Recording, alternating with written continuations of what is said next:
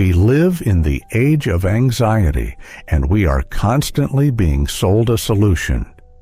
We are told in 1,000 different voices, in 1,000 different books and podcasts, that the answer to our persistent low-grade fear is simple. Stop worrying.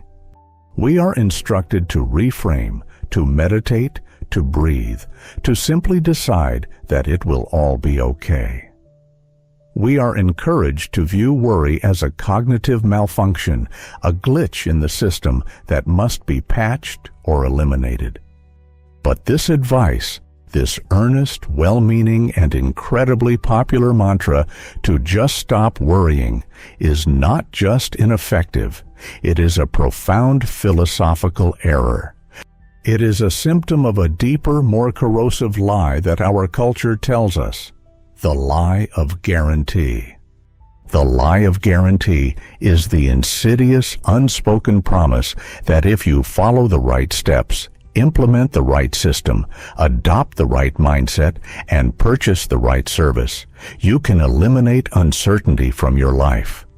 You can guarantee financial security, emotional stability, relational harmony, and most importantly, a safe passage through the unpredictable future.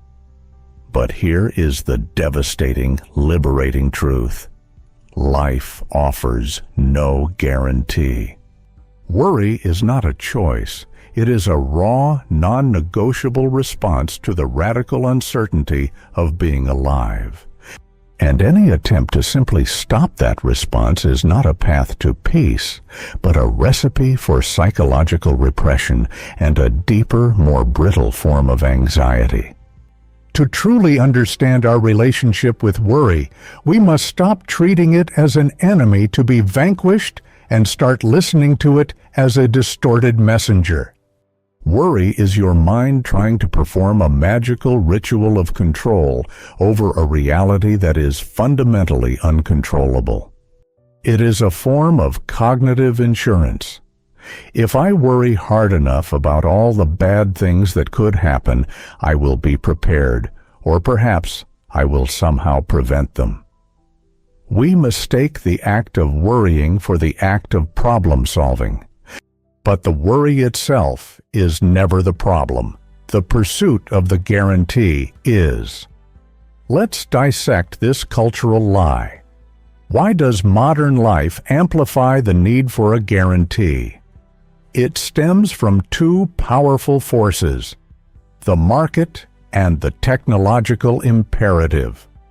The market, in its infinite wisdom, recognized the most painful human experience, uncertainty, and commodified the solution. Every product, every self-help program, every investment strategy is sold with an implicit promise. Buy this, and you buy a guarantee. You buy guaranteed returns, guaranteed weight loss, guaranteed happiness, or at the very least, a guaranteed method to mitigate risk. This system trains us to believe that for every problem, there must be a solution, a blueprint, an algorithm that removes the need for true courage. When the blueprint fails, or when life throws a genuinely random catastrophe our way, we don't blame the blueprint. We blame ourselves for not worrying hard enough, not following the steps correctly, or for suffering from a negative mindset. We internalize the failure of the guarantee as a personal moral failure. The technological imperative reinforces this. In the digital age, we have built tools, AI, predictive analytics, complex models that have mastered the prediction of everything except the thing that matters most, our personal, lived experience. We are accustomed to instant answers and perfect data. When faced with the irreducible messiness of the human condition, we demand an app, a hack, or a philosophical system to smooth out the chaos. We demand a guarantee of peace because we believe that if science and technology can guarantee so much, surely they can guarantee our internal state. The paradox here is that the more we are promised a guarantee, the more anxious we become. Why? Because the pursuit of certainty requires an impossible inventory of the unknown. To guarantee security, you must first identify and neutralize every single potential threat, every single what if. This is the fundamental, exhausting flaw in the Stoic light philosophy that pervades the internet. The instruction to control your internal state. While classical Stoicism rightly focuses on what is within our power, our judgment, our actions, its modern, commercialized cousin often promises something far more dangerous: the guarantee of emotional equanimity regardless of external reality. It suggests that if you just frame the disaster correctly, the disaster itself will stop bothering you. This is an emotional guarantee, and it is a fragile, self-deceiving fortress. Genuine human peace is not found in the elimination of worry, but in the acceptance of its source, the irreducible contingency of existence. Existential philosophy, particularly figures like Albert Camus, understood this relationship perfectly. Camus didn't ask us to stop worrying about the absurd. He asked us to embrace the absurd. He asked us to live in spite of the cosmic silence and the lack of ultimate justification, not to pretend that the silence isn't there. Let's transition from the lie to the truth of radical uncertainty. Radical uncertainty is the core concept of a meaningful life. It is the acknowledgement that at any moment, the foundation beneath your feet, your health, your relationships, your career, the political stability of your nation, can shift without warning and without justification. The spiritual path of the modern era is often one of intellectual avoidance. Visualize only the good. Reject negative thoughts. Manifest success. This is an attempt to use consciousness as a magic shield against reality.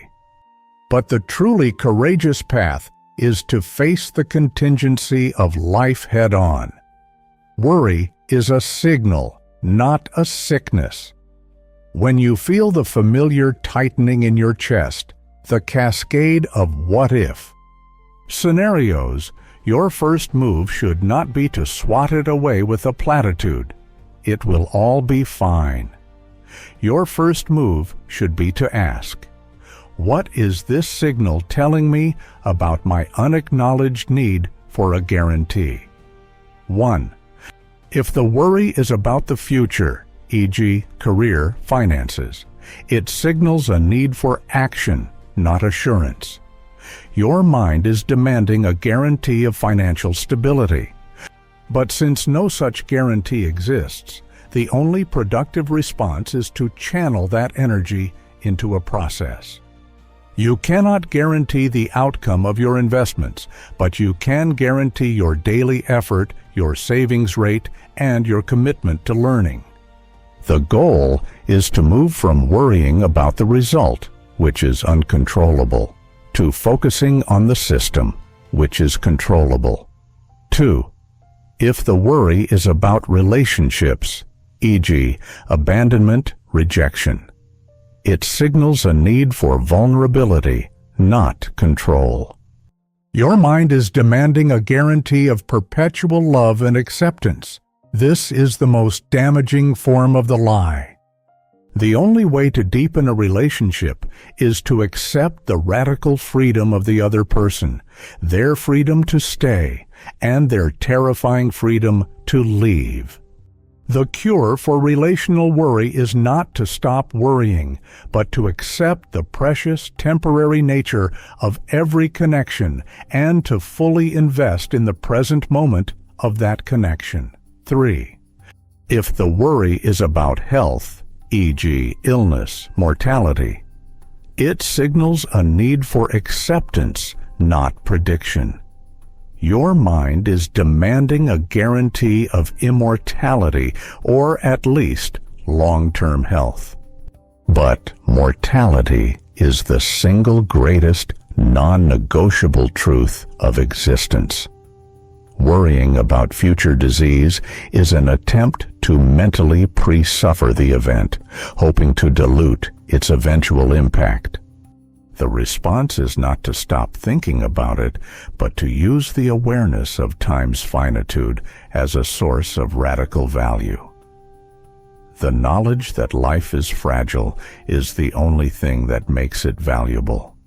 As the philosopher Martin Heidegger suggested, true authenticity is found in living with a constant awareness of our own being toward death. This brings us to the ultimate existential shift, the move from seeking a guarantee to cultivating resilience. Resilience is not the absence of suffering. It is the capacity to suffer well. It is not the belief that it will all be okay, but the grounded, self-tested conviction that I will be okay no matter what happens. The difference between these two statements is the difference between a philosophical lie and a deeply earned truth. The person who believes it will all be okay is psychologically shattered when disaster strikes because the system they relied on, the lie of guarantee, collapsed. The person who understands, I will be okay no matter what happens, is anchored because their stability is not contingent on external events, but on an internal, cultivated belief in their own capacity to adapt, learn, and endure. The only way to build this genuine resilience is by experiencing and processing worry, not by suppressing it. When a wave of worry hits you, the financial fear, the relational insecurity, the health alarm, you must stop trying to make it disappear. Instead, you must lean into the feeling and ask, what preparation is possible right now? If the answer is a concrete, actionable step, e.g., call a financial advisor, schedule a doctor's checkup, have an honest conversation, then you must take that step. The worry has served its purpose as a signal for action. If the answer is nothing, the worry is about an uncontrollable event like a global crisis, a past decision, or an abstract possibility, then the task is purely philosophical. Acceptance.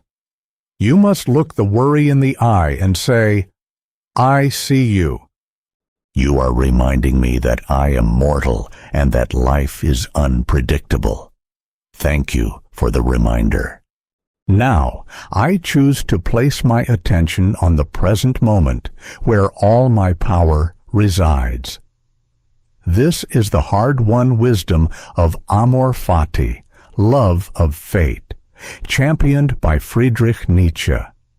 Nietzsche was perhaps the greatest opponent of the lie of guarantee.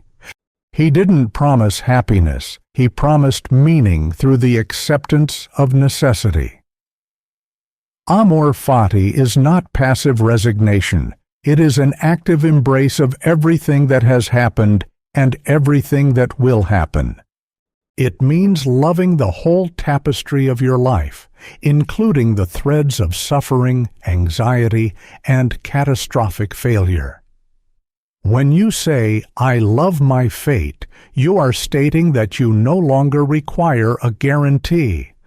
You are stating that your value, your worth, and your peace are independent of external success or security.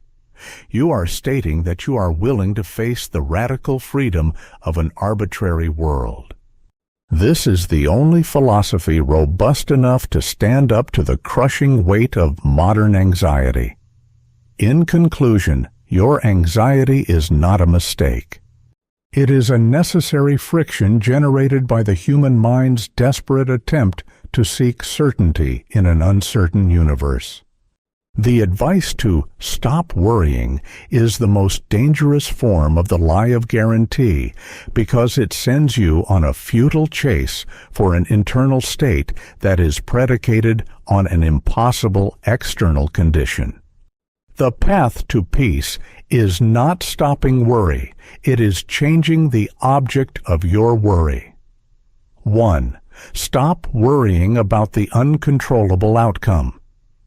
2. Start worrying about your controllable character and action. Worry about whether you acted with integrity today. Worry about whether you told the truth. Worry about whether you invested your time in what truly matters.